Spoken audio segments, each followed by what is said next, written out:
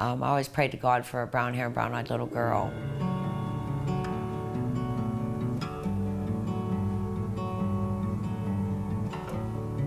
In order to get through some of those miscarriages, I just figured that wasn't my daughter. That wasn't the one God was making for me.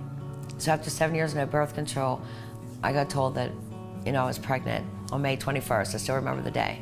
They told me though that it was what they call like a molar pregnancy at first. I had a sac but no fetus.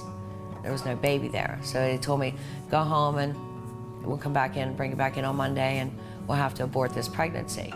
I just figured, no, if that's my little girl, I'm gonna have her. So I went home and prayed, went back to the doctors the next day. And that's when he said he could see her, could see a baby. He did inform me though that I did have twins and one was gone. To be told that I was pregnant and they found her was just amazing enough. And then they told me I'd never carry her. I wouldn't be able to carry her. And they told me I wouldn't be able to give birth to a child. And I was like, no, that's not true. I'm gonna have this baby. If it's my brown hair, brown eyed little girl, I'm gonna have her. I had an aunt that passed away, and her name was Eleanor Jane. I always said I was gonna name her Eleanor and give her my middle name, Ray.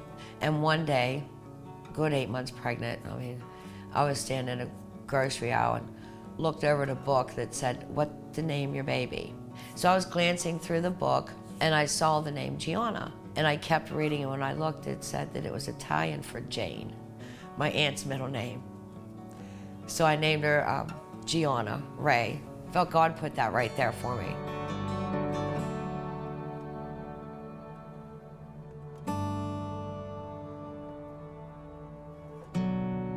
I actually had her on a football game. I don't know if I should say this or not, but the Redskins were playing. That was my favorite team. And don't get Steelers were my hometown team, but they were winning till it was time to give birth. And then I started having her and they started losing. But long story short there, they ended up coming back and winning. So, God works all kind of miracles.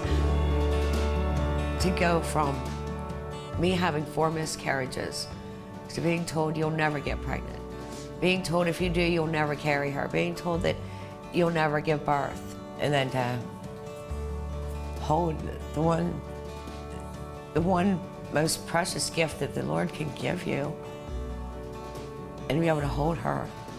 And she was so perfect. It's a blessing that she is perfect, that there is no, any problems that she might have had when she was being born. It's just all God. It's just all God. I couldn't ask for a better daughter, and to see her grow in her faith also, because of watching different prayers that have been answered. Just herself alone, when she was old enough to hear the story about how she became, how she's here.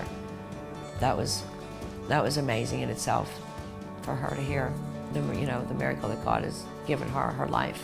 There is not a thing that God cannot do. And God is so good.